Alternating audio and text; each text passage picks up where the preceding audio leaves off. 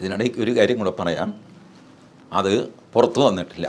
പക്ഷേ ഇൻ്റർനാഷണലി പല മാഗസിൻസും ഇവരൊക്കെ അത് റിലീസ് ചെയ്തിട്ടുണ്ട്. നെതന്യാഹുവിൻ്റെ ഒരു ടെലിഫോൺ കോൾ മോദിക്ക് വന്നു. എന്നുവെച്ചാൽ അറ്റ കൈക്ക് ഇറാൻ ഇസ്രായേലിനെ ആക്രമിക്കുന്നു തന്നെ വയ്ക്കുക. ഇറാൻ ചെറിയൊരു ശക്തിയൊന്നുമല്ല, കുറേ അധികം ഡാമേജ് ഉണ്ടാകും. അപ്പോൾ ഒരു പ്രിയംറ്റീവ് സ്ട്രൈക്ക് അവൻ ഇങ്ങോട്ട് അടിക്കുന്നതിന് മുമ്പ് തന്നെ തിരിച്ചങ്ങോട്ട് അടിക്കുകയോ അവൻ്റെ അടി ന്യൂട്രലൈസ് ചെയ്യുകയോ ഒക്കെ ചെയ്യണമെങ്കിൽ ഇസ്രായേലിന് ഒരു ബേസ് വേണം. അത് ഇന്ത്യയിലാണ് സേഫ്. സൗദിയിലോ ഒമാനിലോ ഒന്നും ബേസ് ഒന്നും ചോദിച്ചാൽ തന്നെ ഉള്ള വളരെ ബുദ്ധിമുട്ടിയാണ് അവരുടെ റിലേഷൻ നിൽക്കുന്നത്. അതിൽ ഇത് ചോദിച്ചു കഴിഞ്ഞാൽ റിലേഷൻ തന്നെ ഇല്ലാതെ പോകും. ചോദിക്കാവുന്നത് 1948 ഇസ്രായേൽ ഉണ്ടായ കാലം മുതൽ ട്രസ്റ്റഡ് ആയിട്ടുള്ള ഫ്രണ്ട്, അവർ നമ്മളെ ഫ്രണ്ടായിട്ടാണ് കൂട്ടുന്നത്. നമ്മളവരെ പലപ്പോഴും ശത്രുവാക്കാൻ നോക്കിയിട്ടുണ്ട്, അവരെ ആയിട്ടില്ല. അപ്പോൾ ഈ എമർജൻസിയിൽ എനിക്കൊരു ചെറിയ സഹായം, ഒരു റീഫ്യൂവലിന് ഒരു 10-20 പ്ലെയിൻ ഒന്ന് പാർക്ക് ചെയ്യാനുള്ളൊരു സ്ഥലം. അപ്പോൾ അവിടെ നിന്നാകുമ്പോൾ ഡയഗണലി ഇങ്ങോട്ട് പറന്നിട്ട് പാർക്ക് ചെയ്യുക. ഇവിടുന്ന് ടപ്പ് എന്ന് പറഞ്ഞ് ഇന്ത്യയിൽ നിന്ന് ഇറാനിലേക്ക് ഈ പറയുന്ന ഡിസ്റ്റൻസിലില്ല. പാകിസ്ഥാൻ ക്രോസ് ചെയ്ത് അങ്ങോട്ട് പോയി കഴിഞ്ഞാൽ നമ്മുടെ അറേബ്യൻ സീ ക്രോസ് ചെയ്ത് തന്നെ അങ്ങോട്ട് പോവാം. അപ്പോൾ ഈ ഒരു സൗകര്യം ചെയ്യാമോ എന്ന് ചോദിച്ച് നെതന്യാഹു മോദിയെ വിളിച്ചു എന്ന് പലരും പറയുന്നു. അൺകൺഫേംഡ് റിപ്പോർട്ടുണ്ട്. ഇതിൻ്റെ ഇടയ്ക്ക് അഭ്യൂഹങ്ങളും ഒരുപാടുണ്ടാകും. പക്ഷേ ഞാൻ ഈ അഭ്യൂഹങ്ങളുടെ പുറത്ത് സംസാരിക്കാറുള്ളതാണല്ലേ, ഈ അഭ്യൂഹം എനിക്ക് വിശ്വസിക്കാൻ തോന്നിയത് ഈ സിമിലർ സിറ്റുവേഷൻ ഇതിനു മുമ്പുണ്ടായിരുന്നു. ഈ പാകിസ്ഥാനിൽ അവർ നമ്മുടെ ന്യൂക്ലിയർ ഫെസിലിറ്റി ഉണ്ടാക്കുന്ന കാലത്ത് ഇസ്രായേൽ നമുക്ക് ഓഫർ ചെയ്തതാണ്, നിങ്ങളൊന്ന് റീഫ്യൂവൽ ചെയ്യാനുള്ള സ്ഥലം ഞങ്ങൾക്ക് തന്നാൽ മതി, ആ ക്വറ്റായിൽ അവൻ്റെ അടിത്തറ ഞങ്ങൾ പൊളിച്ചുതരാം, അവൻ ഈ ജന്മം അവൻ ആറ്റം ബോംബ് ഉണ്ടാക്കില്ല. അന്ന് നമ്മൾ വലിയ മാന്യന്മാരായിട്ട് പറ്റില്ല എന്നൊക്കെ പറഞ്ഞിട്ടൊക്കെ നമ്മൾ ചെയ്തില്ല. അപ്പോൾ ഇസ്രായേൽ അങ്ങനെയൊക്കെ ആലോചിക്കുന്ന ഭയങ്കര ഡയറിങ് ആയിട്ടുള്ള രാജ്യമാണ് ഇസ്രായേൽ. അതുകൊണ്ട് ഈ അഭ്യൂഹം സത്യമാകാം എന്ന് ഞാൻ വിചാരിക്കുന്നു. സ്വാഭാവികമായിട്ട് മോദിയുടെ റിപ്ലൈ, അല്ല ചേട്ടൻ അങ്ങനെ പരിഭ്രമിക്കേണ്ട, ഞാൻ സംസാരിക്കാം ഇറാനോട്, ഇതായിരിക്കും. കാരണം നമുക്ക് നല്ല ബന്ധമാണ് ഇറാനുമായിട്ട്, ഒരു പ്രശ്നമില്ല. ഇറാൻ്റെ എണ്ണ നമ്മൾ വാങ്ങുന്നു, എന്തോ വലിയ പൈപ്പ് ലൈൻ ഇടുന്നു, അത് ഇതൊക്കെയാണ്. അപ്പോൾ മോദിയും പെഷസ്കിയാനോട് ചോദിക്കും, എൻ്റെ ചേട്ടാ എന്തിനാണ് ഈ വേണ്ടാത്ത പുലിവാലെടുത്ത് തലയിൽ വയ്ക്കുന്നത്, ആ വേലിയെ കിടക്കുന്നത് അവിടെ കിടന്നോട്ടെ, അതിലെടുത്തിട്ട് തോളത്തിട്ട് ചേട്ടൻ കടി വാങ്ങേണ്ട കാര്യമുണ്ട്.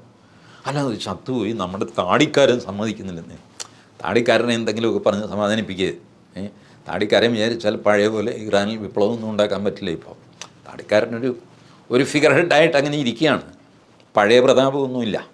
അപ്പം അതുകൊണ്ട് താടിക്കാരനോട് പറയും, ഇപ്പം ചെയ്യാൻ നാളെ ചെയ്യാൻ, ഇപ്പം പൊട്ടിക്കാൻ തേങ്ങ ഉടയ്ക്കണമെന്നല്ലേ ഉള്ളൂ, അതുടച്ച് തരാമെന്നൊക്കെ പറഞ്ഞിട്ട് സമാധാനിപ്പിക്കുക. കുറച്ച് കഴിയുമ്പോൾ പുള്ളി അങ്ങ് അടങ്ങിക്കൊള്ളും.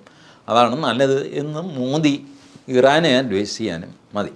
അതല്ല ചേട്ടൻ യുദ്ധത്തിനാണ് പോകുന്നതെങ്കിൽ എനിക്ക് നിവൃത്തിയില്ല, നമ്മുടെ ഒരു കൂട്ടുകാരനാണ് എന്തൊക്കെ പറഞ്ഞാൽ ഇസ്രായേൽ, അപ്പോൾ അയാൾക്കൊരു 10-15 വിമാനം ഇടാനായിട്ട് പാർക്കിംഗ് സ്പേസ് കൊടുക്കണമെന്ന് പറഞ്ഞാൽ അത് കൊടുക്കില്ല എന്നൊക്കെ എനിക്ക് പറയാൻ പറ്റുമോ. അതുകൊണ്ട് ഞാനത് ചെയ്യുകയോ പിന്നെ ചേട്ടൻ അതിൻ്റെ പേരിൽ എന്നോട് വഴക്കുണ്ടാക്കരുതെന്ന്. അപ്പോൾ ഇറാന് മെസ്സേജ് കിട്ടും, ഇന്ത്യ ഒരു ക്രൈസിസ് വന്നാൽ ഇസ്രായേലിനെ ഇപ്പം തന്നെ നമ്മൾ ആയുധങ്ങൾ ഇസ്രായേലിന് കൊടുക്കുന്നുണ്ട്. ചെറുതര ആയുധങ്ങൾ മുഴുവൻ നമ്മളുടെ അടുത്ത് നിന്നാണ് ഇസ്രായേൽ വാങ്ങുന്നത്.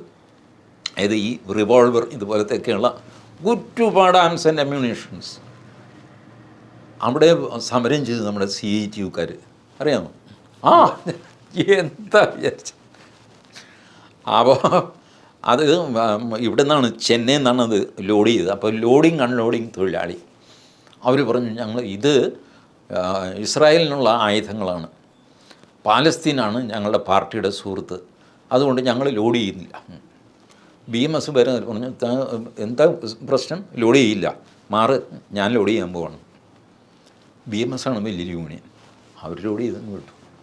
മാത്രമല്ല ഇപ്പം ലോഡിങ്ങിന് ആൾ വേണ്ടെന്നെല്ലാം ക്രെയിൻ കൊണ്ടല്ലേ ചെയ്യുന്നത്. അങ്ങനെ ചീറ്റിപ്പോയി. അതിൻ്റെ റിപ്പോർട്ടൊക്കെ വലിയ സങ്കടത്തിൽ നമ്മളെ വയറോ ഒക്കെ എഴുതിയിരുന്നു. ഈ RSSകാർ എങ്ങനെയാണ് പാലസ്തീനെതിരായിട്ട് പ്രവർത്തിക്കുന്നതെന്ന് പറഞ്ഞിട്ട് അതിൻ്റെ ഉദാഹരണമായിട്ട് ഇത് കൊടുത്തിരിക്കുന്നു. അപ്പോഴാണ് ഞാൻ മനസ്സിലാക്കിയിടുക, അവിടെ CITU അതിനകത്ത് ഉടക്കുണ്ടാക്കി ഞങ്ങൾ പെട്ടി ചുമന്ന് കയറ്റില്ല, ചുമക്കണ്ടെന്ന് പറഞ്ഞു. അവർ വേറെ രീതിയിൽ കാര്യം കണ്ടു. അപ്പോൾ അങ്ങനെ നമ്മൾ ഓൾറെഡി ഇസ്രായേലിന് ആയുധം കൊടുക്കുന്നുണ്ട്.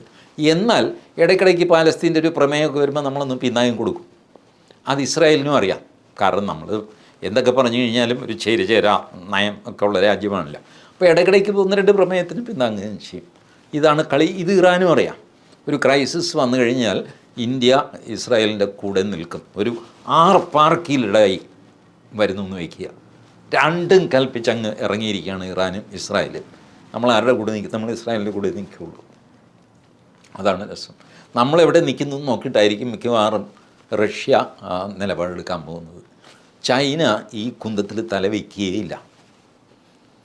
ചൈന കണ്ടില്ല, ബംഗ്ലാദേശിൽ തലവയ്ക്കാത്തത് എന്താ ചൈന? കാരണം ഈ ജിഹാദികളുടെ ആണ് കളി എന്ന് മനസ്സിലാക്കി കഴിഞ്ഞപ്പോൾ അവിടെ ISISൻ്റെ ഫ്ലാഗ് പറപ്പിച്ചു ബംഗ്ലാദേശിൽ. പിന്നെ ഇവരുടെ അൽ ഖൈദയും കൂടെ വന്നു കഴിഞ്ഞപ്പോൾ ചൈന വിചാരിച്ചു ഇതിനകത്ത് തലവെച്ചാൽ ശരിയാവില്ല കേട്ടോ, ഇത് നമ്മുടെ തലയിലാവും. അവരല്ലെങ്കിൽ തന്നെ അവരുടെ സിങ്കിയാൻ പ്രോവിൻസിൽ വെടിവെച്ചും ബോംബ് വെച്ചും ബുൾഡോസർ വെച്ച് പള്ളിയിടിച്ചുമൊക്കെയാണ് ഈ പണ്ടാരക്കെട്ടിനെ അവർ പിടിച്ചു നിർത്തുന്നത് ചൈനയിൽ. അത് കഴിഞ്ഞിട്ട് ബംഗ്ലാദേശിൽ വന്നിട്ട് വെറുതെ ഇരിക്കുന്ന ദുരിതം എന്തിനായിട്ട്? അതുകൊണ്ട് ചൈന ഇടപെടുന്നില്ല. അമേരിക്ക ഇടപെട്ടിട്ട് പ്രയോജനമുണ്ട്. അതിൽ അമേരിക്കൻ എംബസിയും പൂട്ടി അവർക്ക് സ്ഥലം വിടേണ്ടി വന്നു. ഈ സാധനം മൊത്തം ഈ അലംബൂസന്മാരുടെ കയ്യിൽ പോയി. അതുകൊണ്ട് ചൈന ഇടപെടില്ല ഇത്തരം കാര്യങ്ങളിൽ. റഷ്യ നമ്മുടെ ഒരു സുഹൃത്ത് എന്നുള്ള നിലയ്ക്ക് ചിലപ്പോൾ ഇടപെട്ടു എന്ന് വരും.